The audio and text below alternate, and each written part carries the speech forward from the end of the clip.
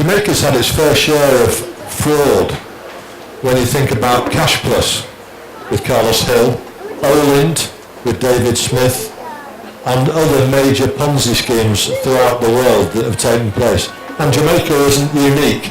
Jamaica's had its fair share, and you can mention Intertrade. There are lots and lots of Ponzi schemes in Jamaica.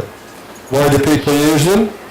Unfortunately, a lot of it is about greed, where somebody offers you an interest rate that you're not going to get in a legitimate bank, and it's somewhere else, and you think, well, I'm going to take a risk and I'm going to try and get 10%.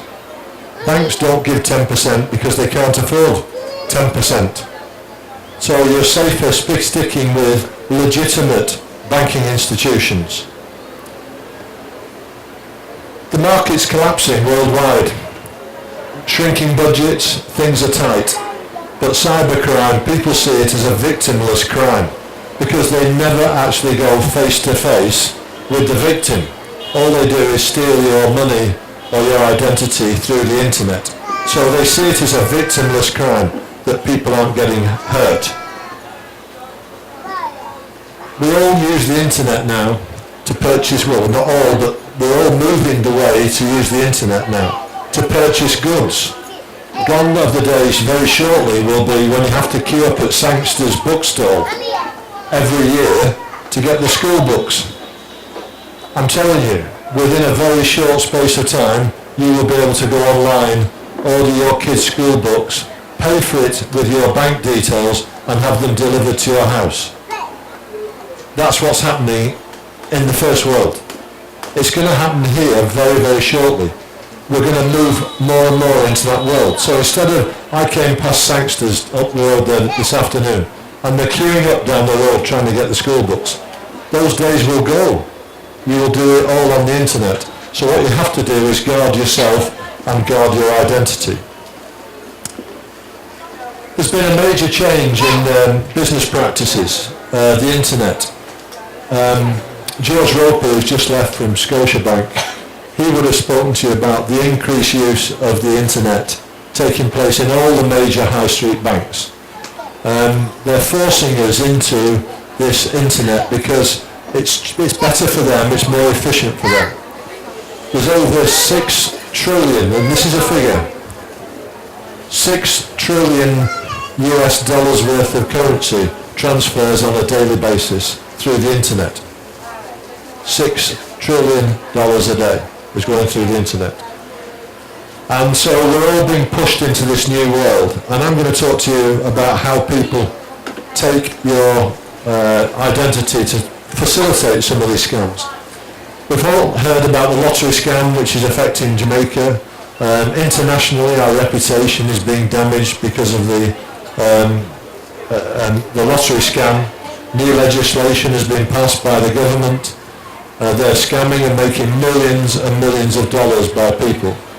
But if anybody ever tells you you've got to pay some money because you've won a lottery, you say no. You don't have to pay money if you've won a lottery. Nowhere in the world do you have to pay money up front. You don't do it. You mustn't do it. But there's people predominantly in the United States and Canada who are paying hundreds of millions of US dollars through to the scammers because they think that they've won something even bigger. But that doesn't happen. You don't have to pay. Cash for gold. If somebody is advertising wanting to buy your gold on the high street, they're going to give you a very small percentage of the value of that gold. It's a scam. Yes, you get a few $1,000s, but you're not getting the true value of your gold. So please be warned about cash for golds. Identity thefts, I'm going to go into in more details as we move on. And we've already talked about the Ponzi schemes. The other thing is loan sharks. Times are hard. People need to find money. We're being pushed into borrowing money at exorbitant rates. I remember when I was in my office about, I think just over 12 months ago, and a youngster who worked for me came up to me and said, "Mr. Felice, will you sign a letter for me to this loan company?" And I said, well, why? Why are you going to the loan company? He said, well, it's easier than going to the credit union or the bank. So we sat down and we worked out the annual interest rate of the loan. The annual interest rate of his loan was 250% annually. That person was about to sign up for $1 million Jamaican dollars. I think he would have probably been in debt for the rest of his life trying to pay off that debt. So I refused to sign it as being like a father figure to him. And I was saying, no, don't do it. Don't go to the high street loan sharks. Go to the financial institutions, the regulated institutions to borrow your money. Because at least there somebody will explain fully what debt you're going into. And they'll try and manage your debt on your behalf. So please avoid the loan sharks, who are a real major problem. They're on every corner in every part of Kingston.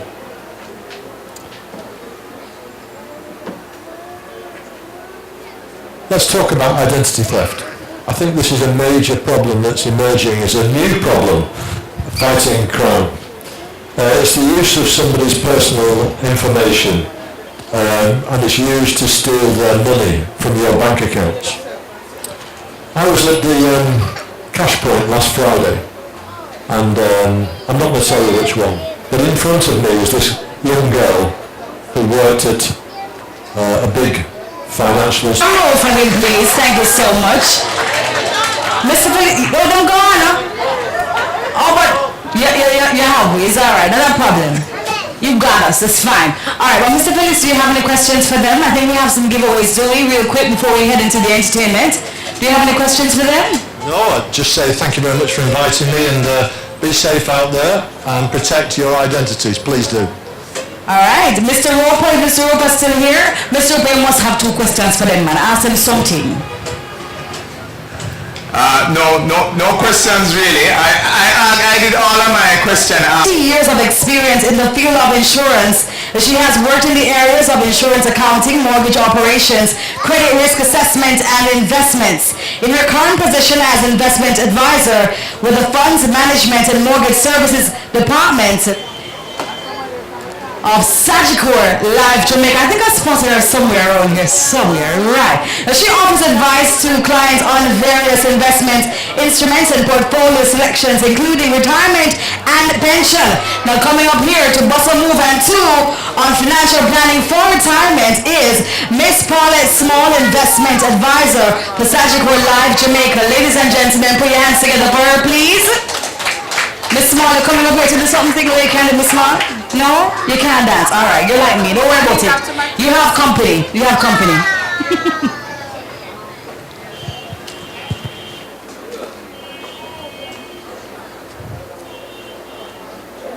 Good afternoon, ladies and gentlemen. I'm here to talk to you about the very important, financial planning for retirement.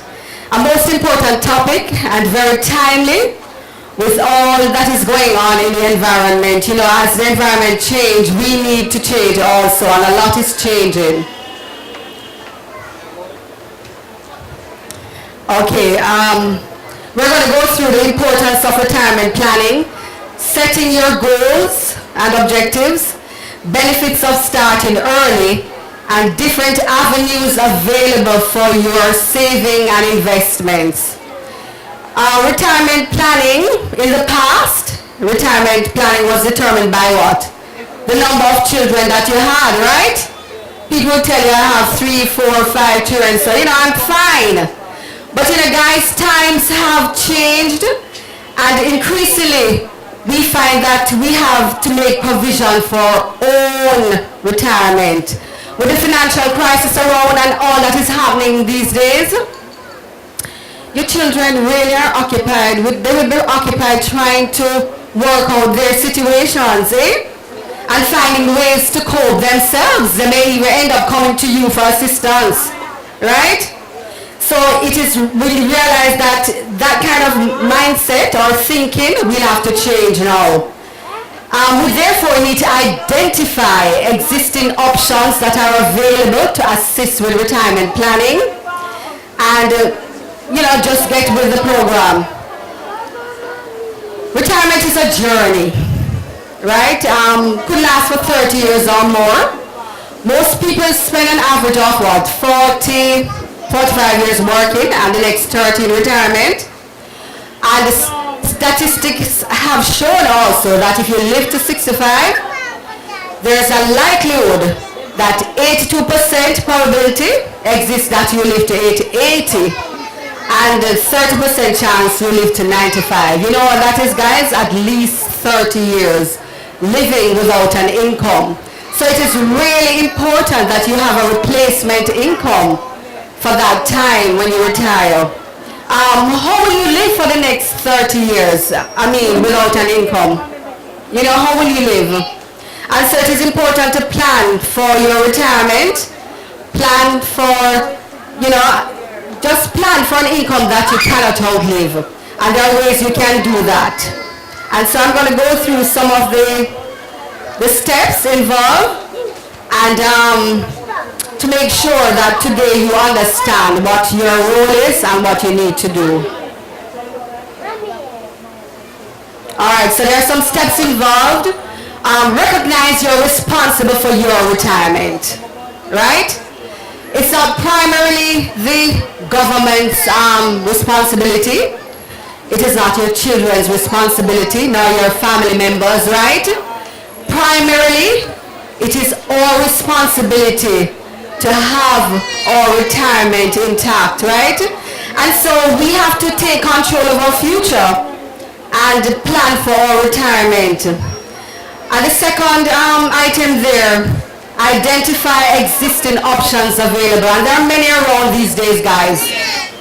There are a number of viable options around, many of them allowing you to save in a tax-efficient manner, where you can take the advantage of not paying taxes on the interest earned up to a certain amount. So you have to look out for these kinds of investments available so that you can earn that additional amount. Instead of paying it as tax, it is utilized to save and build wealth for yourself.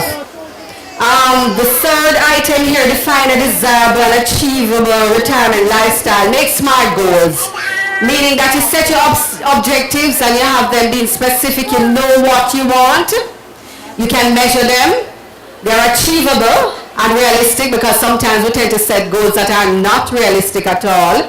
And also they need to be time-based. So if you know that you retired 65 and you're maybe 40 now, you know you have 25 years left, and if you know you're 50, you have maybe another 15. So Life insurance as a means of protecting the family. Thank you. Thank you very much. Good afternoon, everybody. I am here to talk about a subject that people don't like to talk about, right? Everybody here has insurance, be it life or general insurance. Would you go to Montego Bay in a car without a spare tire? I don't think so. But you would live without insurance, wouldn't you? Or you are living without insurance, many of you. Well, hear me now. You have heard a lot of fancy presentations about accumulating wealth and becoming financially independent at retirement. But guess what? All the wealth that you earn and have you accumulated, the big house and the car, and even you, because I don't think anybody mortal is here, can disappear just like that. One lick. Ask the people in Haiti after the earthquake. I don't want to scare you, but I'm here to talk reality. Your life's dreams and work and earning and sacrifice and sweat can disappear with one act of nature. You have heard about the spate of accidents on the road. Almost every week we expect here two or three people dead. We don't know who is the next one. Yeah? All I'm saying, insurance is simply this: a contract in which an insurer promises to pay the sum of money we call the sum insured to the beneficiary of a policy in the event of the death of the insured or some other event that may occur, such as the retirement of the individual.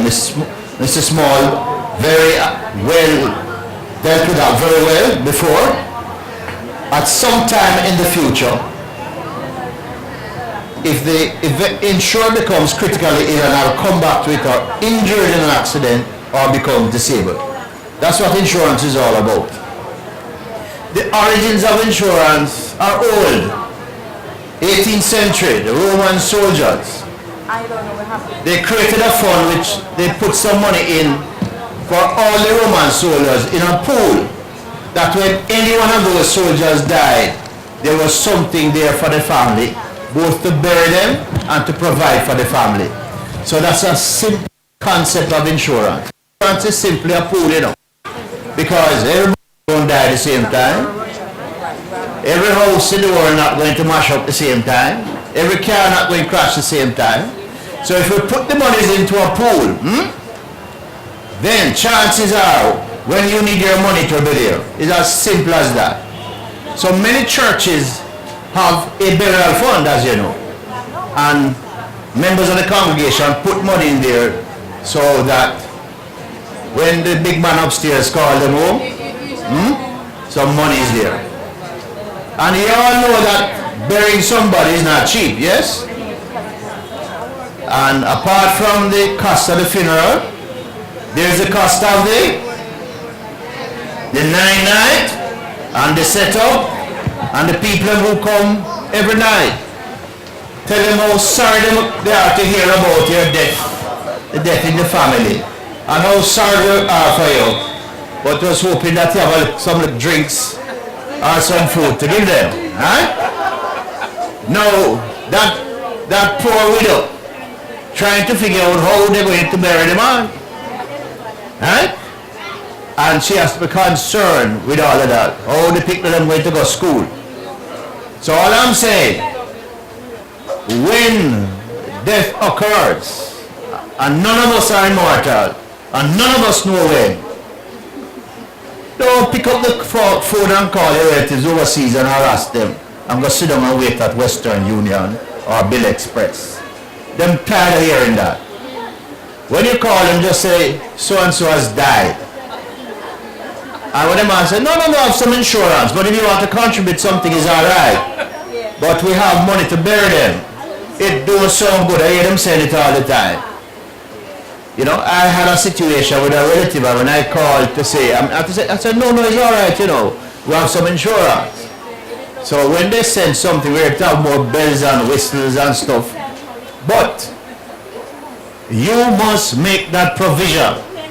You must at least ensure that you need money to bury you. If you make your family have to bury you and take that money out of your kids' mouth, that is selfish. You agree with me? That's not right. No. So minimum in terms of insurance must be able to provide for your funeral expenses, and there are other last expenses that we have there. Look, next one for me. So the funeral expenses are there. There are other last expenses. The setup, the night, the repast, whatever you call it. There is also the debts that you have, all the people who you owe. So the bank manager will turn up, and you feel very sorry that, you know, your husband has died, and I'll come back and visit you.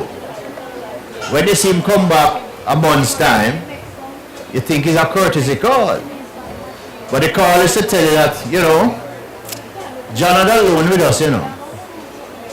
And John had a mortgage on the house. And we have to see how we're going to sort things out. So you understand what that means. There are policies which will allow you to get the money while you are still alive to deal with the treatment. So it's not death insurance, it's life insurance. So even if you die eventually, you can live a reasonable life and even die with some. Let me get this paper right here and welcome our next presenter.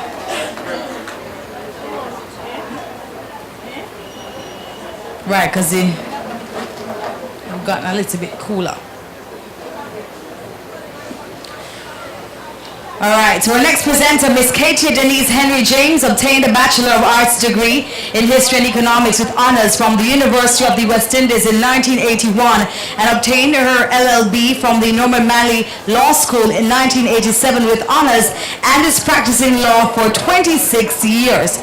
She joined the prestigious law firm Myers and Fletcher and Gordon in 1987 as an associate and worked with them for 6 years until 1993, doing work relating to probate and estate planning, commercial law, company law, and conveyancing.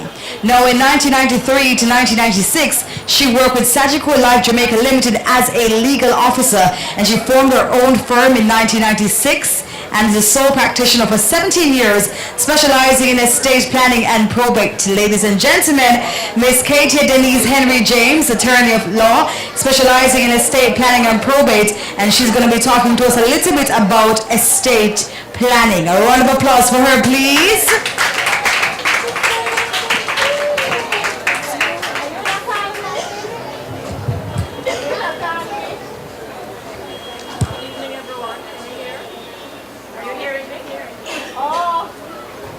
I'm on? Yes, sorry.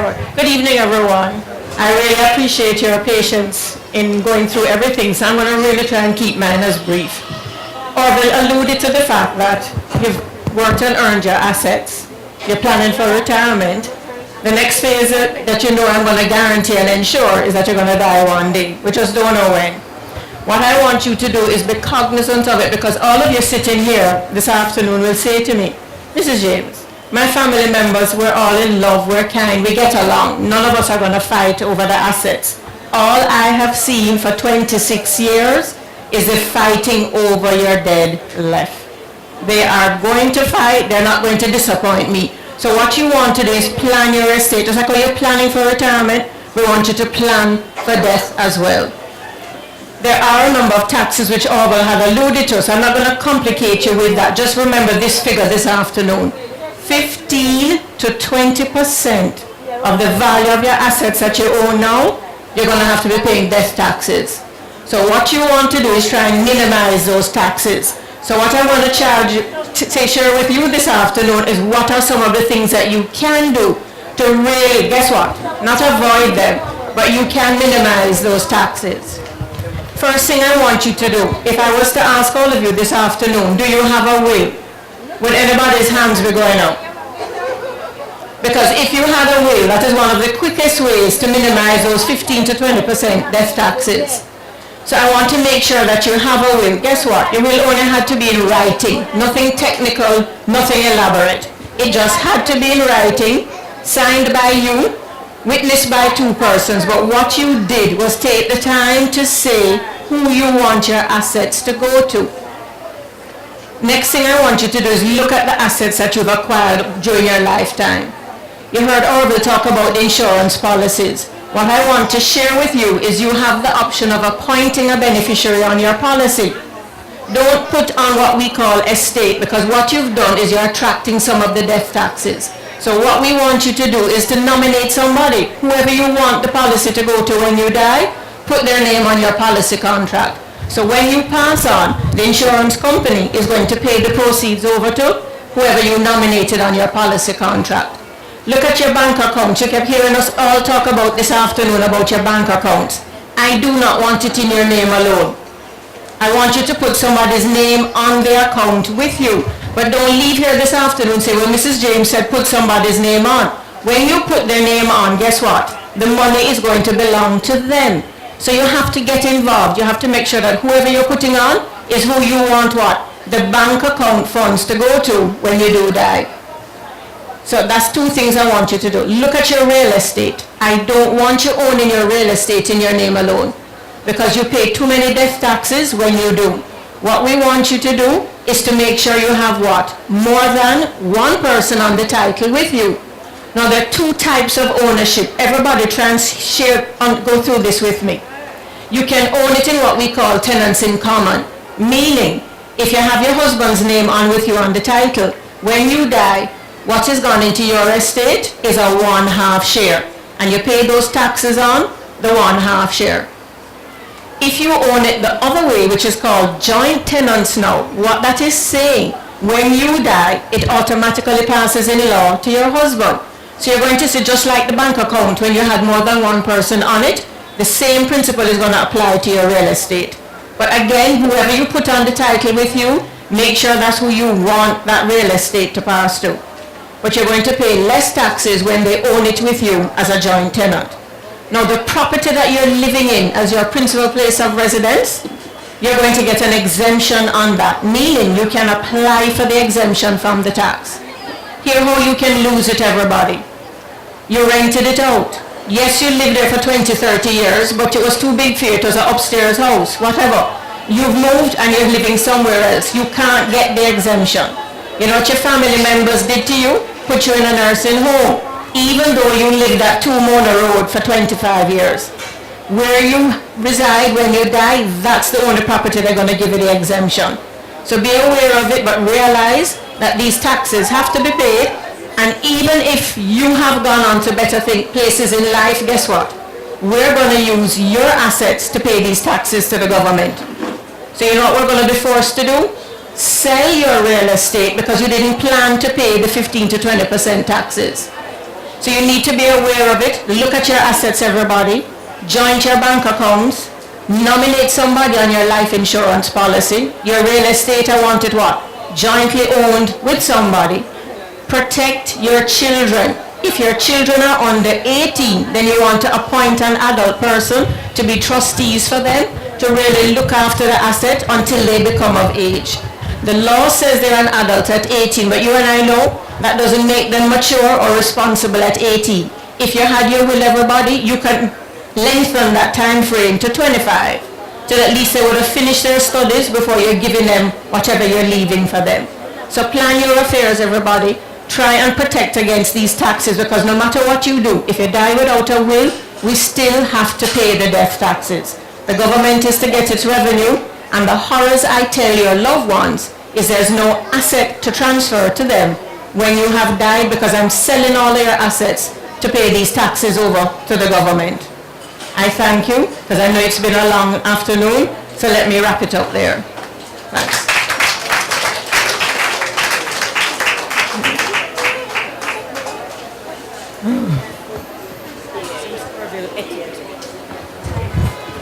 And spicy.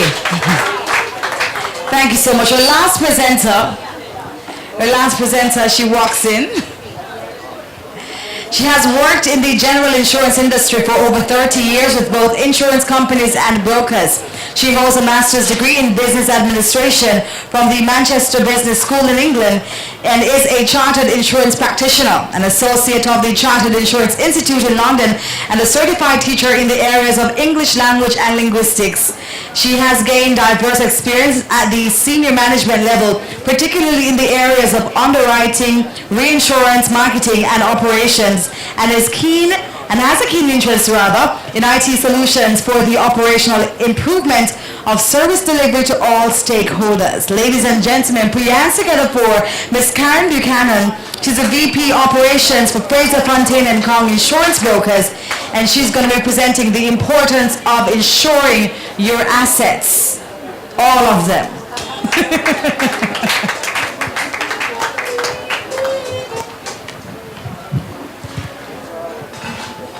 Good afternoon, ladies and gentlemen. Good afternoon, ladies and gentlemen. I too am going to try and be brief. Everybody spoke about assets before. Can you hear me now?